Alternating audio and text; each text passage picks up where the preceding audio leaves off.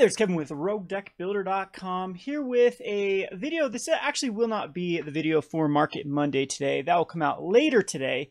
But the Archenemy Nicol Bolas was just spoiled, the entire deck list. We've known about the Planeswalkers for a couple weeks now, and everyone thought, okay, there's some value in here. Maybe this will be a good product. And I'm just going to give my analysis on whether or not this is worth it for you to pick up Archenemy Nicol Bolas. So let's just go down the contents. Of course, they're going to hype it up here, Wizards is, and make it look like it's probably more fun than it really is. And so basically what you get out of Archenemy Nicol Bolas is a box that looks good on screen, but I'm sure it's going to fall apart.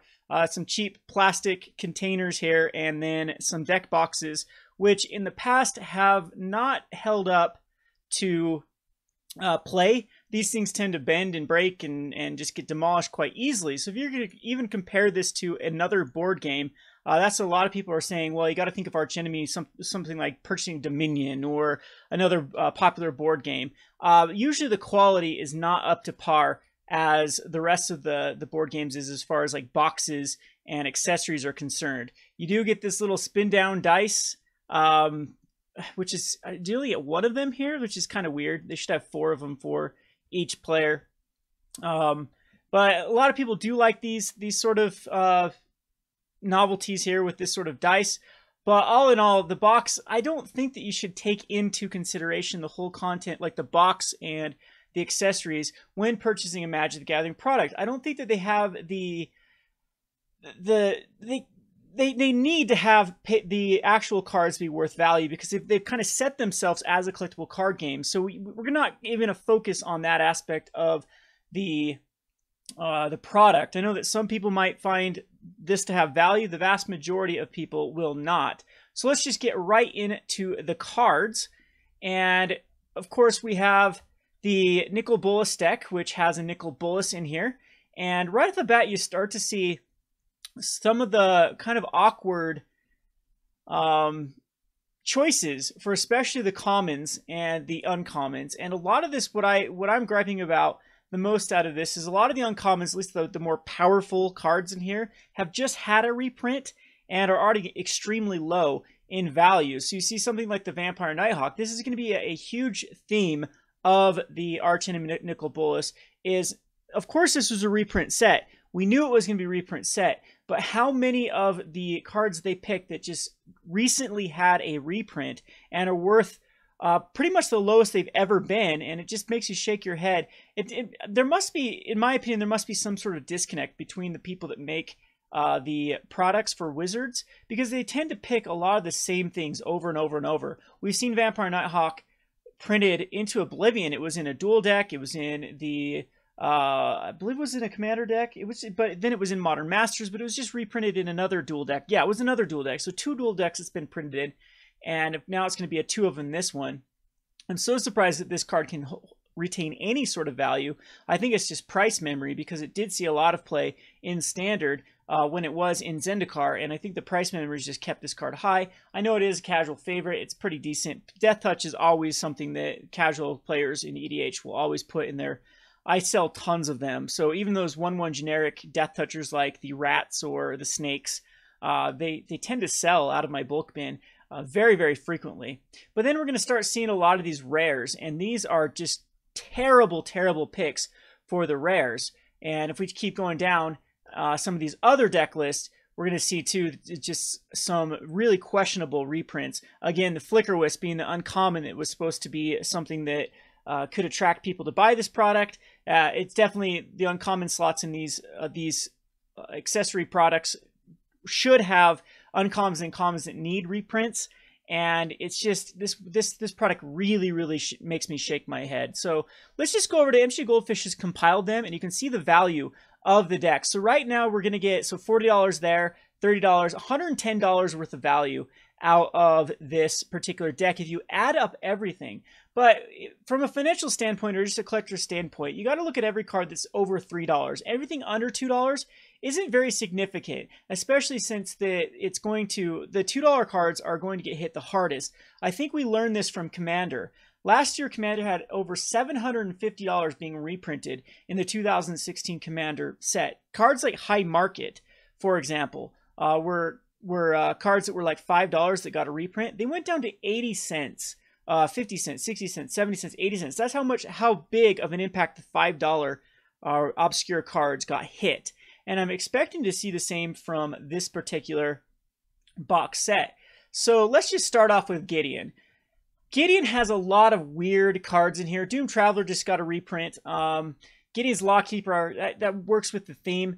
But you start to see the Grand Abolisher, I think, was one of them that was a hit. It had a price that has been creeping up and has never had a reprint, I believe. So the Grand Abolisher, I would say, oh, it did have a Commander 14. Never mind. So this was just recently reprinted. But I would say this was a good reprint. One of the rare ones out of the set. So it's been steadily increasing.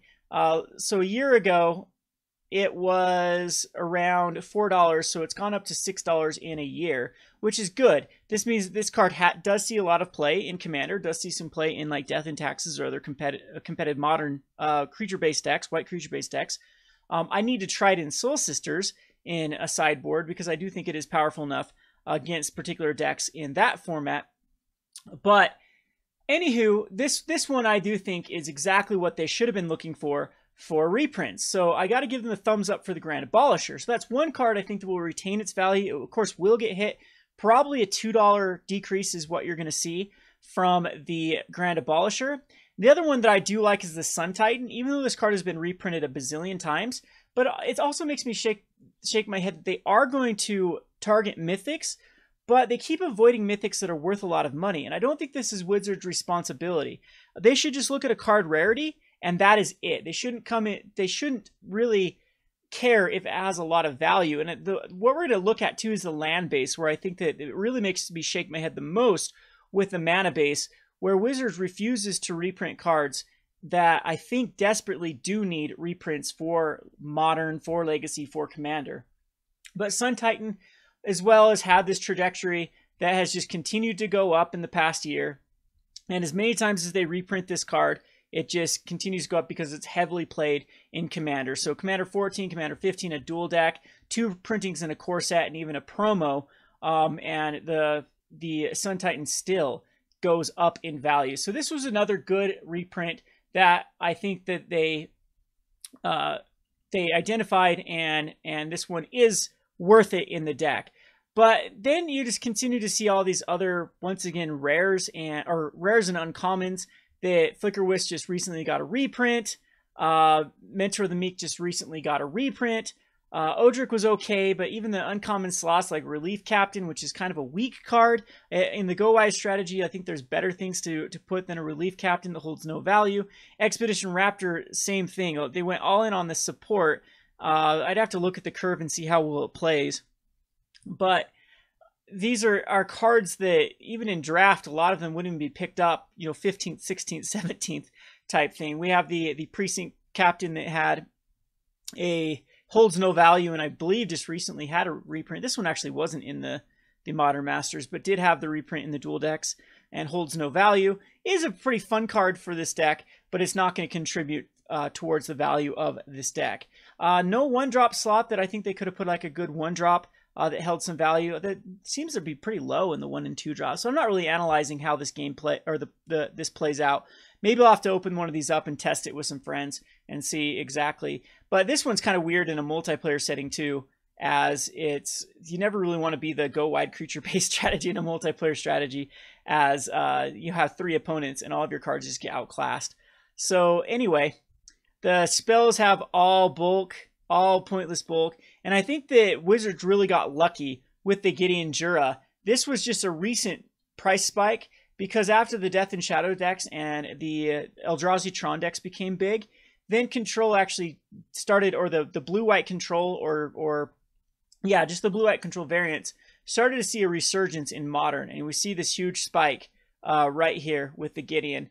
Going from the $6 to the $16. So this, I think, was just more of Wizards just getting lucky with the Gideon Jura. It was a card that I was targeting back here and then just forgot about it because I just knew it was a matter of time before Gideon was going to see play in Modern. If the format does slow down even more, or if we start having more of these attrition and control-based strategies, then Gideon is a very, very powerful card for Modern. So this was a good reprint as far as the Planeswalkers. I think that, yeah, all the Planeswalkers except one, I think were pretty much knock out of the parks for at least reprints. Even though they possibly could have gone a little bit stronger with the next one we're going to talk about, which is Chandra. I do like Chandra Pyromaster, but it became not very significant. It became irrelevant when the Chandra Out of Kaladesh was reprinted, because the Chandra Out of Kaladesh just is, in almost every one of these activations, is just better than Chandra Pyromaster. There are certain situations I do like Chandra Pyromaster over the Kaladesh Chandra, mainly because you can hit land drops, as well as the damage to a creature. In Modern, for example, sometimes I just like to pick off like Lingering Soul targets, and it just feels so bad. Or cards like the Dark Confidant, and it feels so bad to have to use a negative 3 on Chandra to do 4 damage to it on the Kaladesh Chandra, whereas you can just take care of it while still plussing Chandra. However, the XL card does not tick up loyalty, which is the main one you want to be using, whereas in the Kaladesh Chandra, the XL does, but it cannot hit lands. So, I mean, there's a little bit of advantages and disadvantages to each one of those. All right, so this deck had a lot of cards that really made me shake my head. It seems like that if they were going to go into the Titan route, why didn't they choose the Primeval Titan? Again, it's so stupid because Nissa is a ramp deck. It wants the Primeval Titan, and it makes sense in this deck. And they're like, oh, we're going to print Sun Titan, we're going to print Inferno Titan, but let's not print Primeval Titan because it's worth so much money. Just facepalm, huge facepalm there. Inferno Titan has just had a reprint in the Commander 16, and it sees very little play in Modern. Every now and again you'll see it in sideboards for Scapeshift. I've put it in sideboards for Skred before, but you can see it's $1. So a mythic that is only $1 is very, very lackluster. And then you can see a lot of these cards again. How many times they're going to reprint Gutter Snipe? This card holds no value. It keeps getting reprinted in almost every secondary product. Same thing with these other cards here, just so lackluster. They went all in on the Bloodthirst type ability, which is fine, works well with the Chandra. But all these rares just have no value whatsoever. And the Firebird, here's another one. The Firebird just got a reprint. The Torchling is worth nothing. Just got a reprint, I believe, when they did the anthologies, right? And the Obsidian Fireheart, their other mythic that they targeted, has no value. And so these ones are going to get killed. These are going to go down to the 50-cent mark. Everything else, the Dualcaster Mage, same thing, the Dualcaster Mage, this just got a reprint in Eternal Masters. It was the straw that broke the camel's back. Because at one point in the Commander, I believe wasn't this card pre-selling for a ton? At one point, yeah, it came out at $15. As you can copy an instant or sorcery spell, and then people started playing it, and then it just became a very awkward card. The 2/2 body wasn't very relevant. There are plenty of other cards that could just cast, and it's fun to flicker this with a card like the Deadeye Navigator or the Eldrazi Displacer, but all in all, this card ended up being a lot harder to make it work than originally people thought. So the Eternal Masters has killed this down to a 75-cent card, and you can see it just holds no value. This will probably get down even to bulk rare status. The one good card out of here is the Grim Lavamancer, which sees play in Burn and sometimes Jund every now and again, as it's a good spot removal type card. It's perfect for Burn as it gets in that 4-6 damage a lot of times, or it eats a removal spell. And one thing about the Grim Lavamancer with the Eidolon is it doesn't hit you for damage each time you activate it. Sometimes you get locked up with your spells that you can't cast anything, but the Grim Lavamancer with enough stuff in the graveyard has enough kind of firepower to get the job done.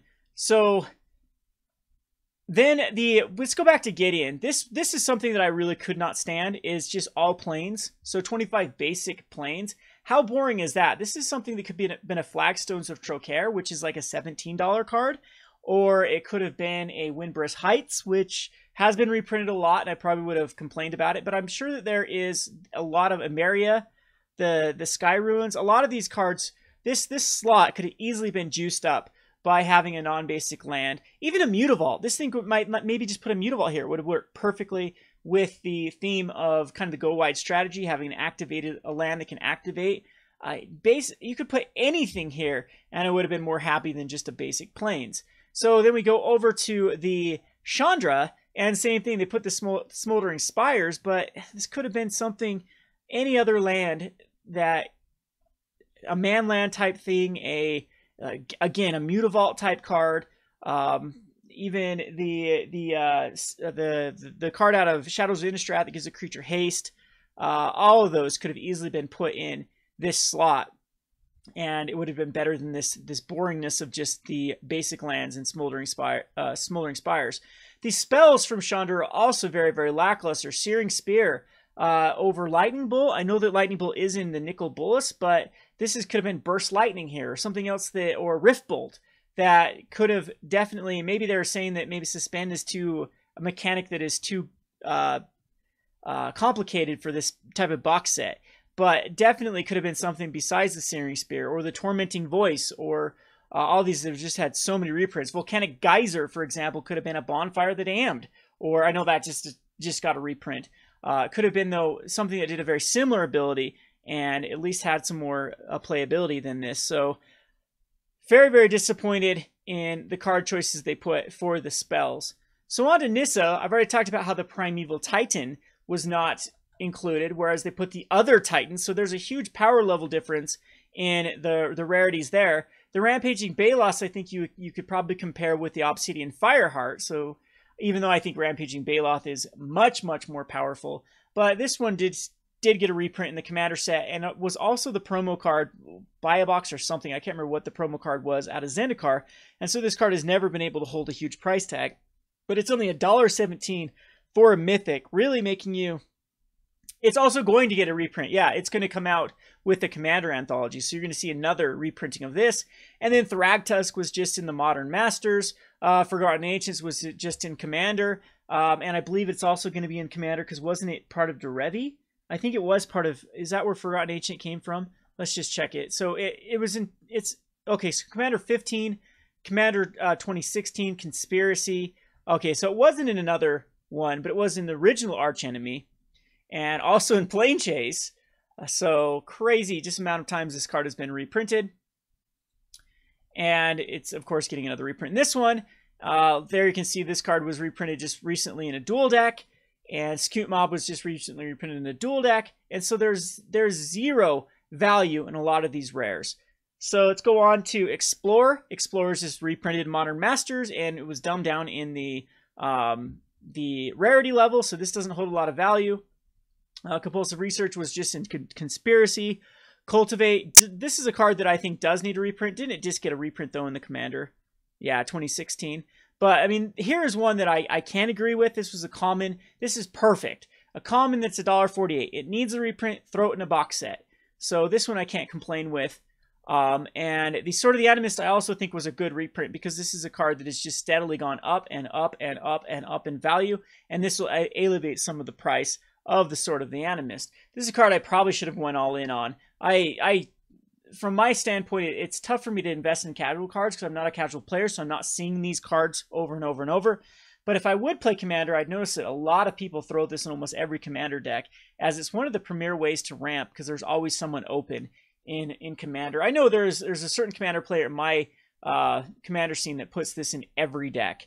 And anyway, so the Sword of the Animist, I think, is one of the rarities of this particular deck that I can get behind. Sylvan Bounty's kind of weird. How about Nissa's Renewal at this slot for another rare? But this is by far, I think, the most disappointing one, with the Primeval Titan not being reprinted. Nissa Worldwaker, I think, was a decent little reprint because it's been steady at $8 for quite some time, and it's a fun card in Commander. There's a lot of decks, green ramp decks, that love it, as it is one of the best Planeswalkers. Untaps 3 forests, and then you can cast something huge after that. But I think that there isn't enough payoffs for, you're ramping into what here? A Greater Sandworm? That's seriously what you're ramping into with this deck, whereas like the Primeval Titan and then having something even bigger like a Terastodon would have been the right route to go, but instead we have Scaled Behemoths and Rampaging Bolas.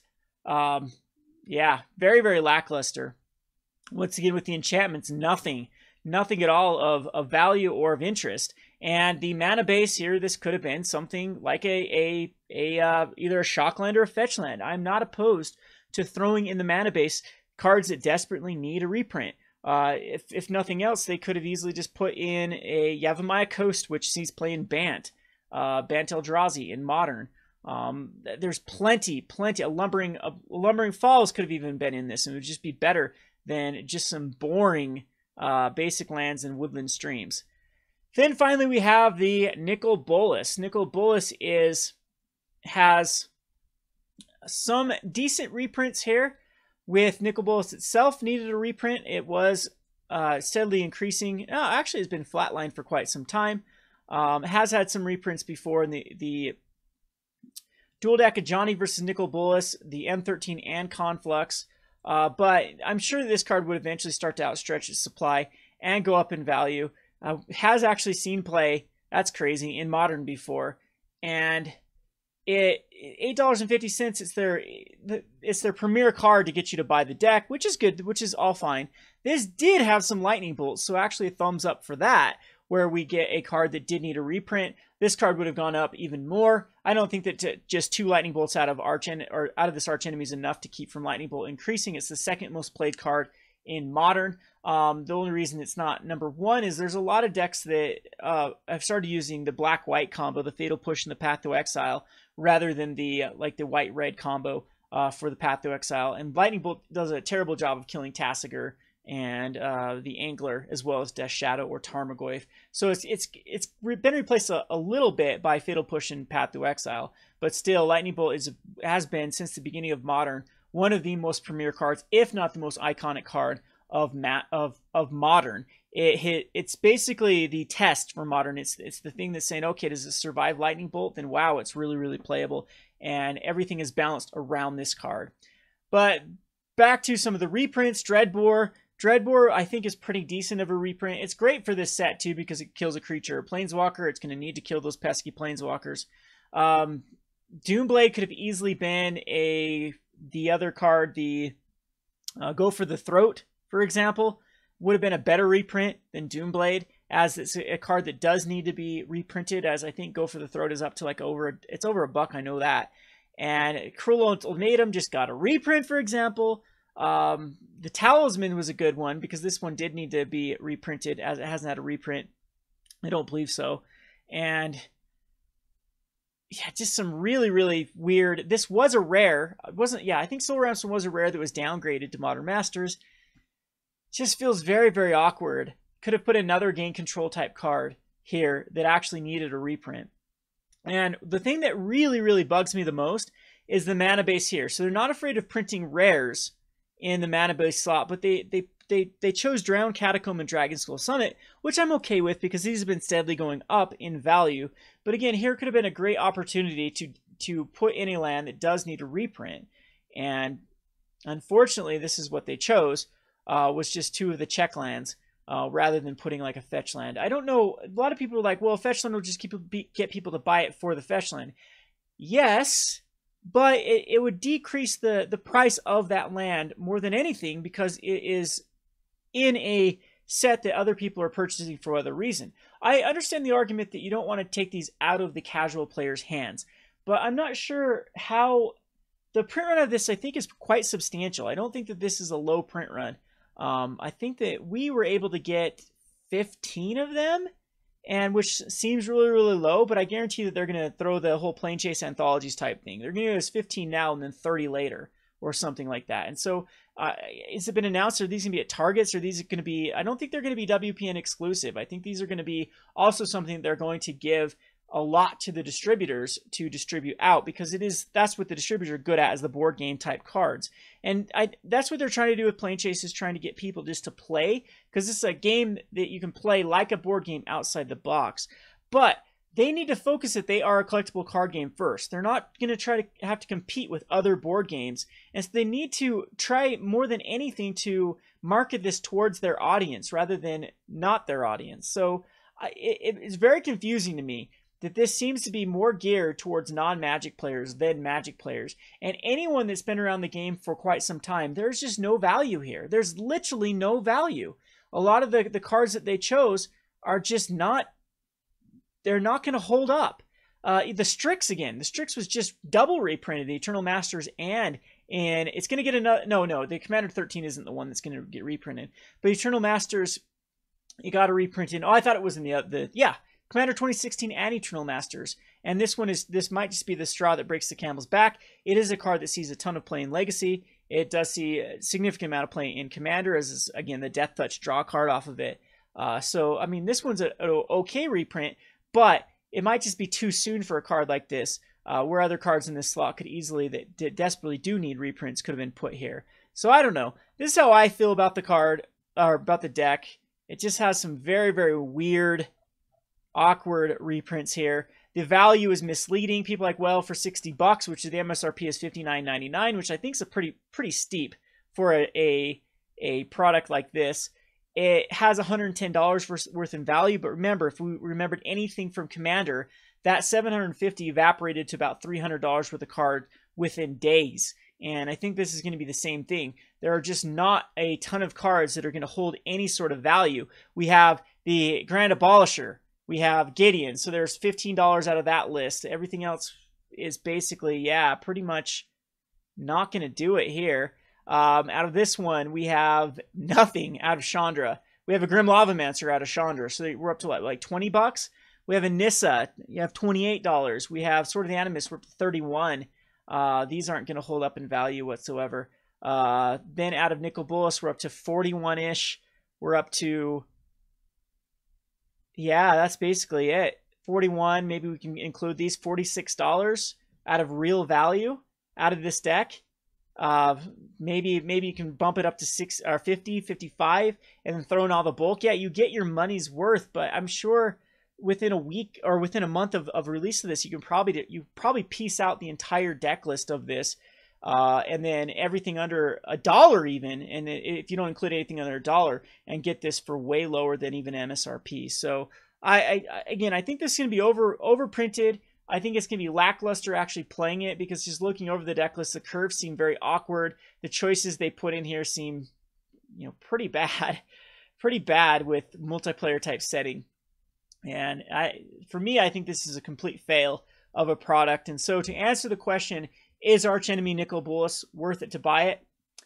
Absolutely not. But if you want to buy it from me, we'll have it up on my website. And we'll get that up, and I'll get you information on if you do like to support the channel and see more of these type videos. Anyway, this has been Kevin with RogueDeckBuilder.com. Thanks for watching.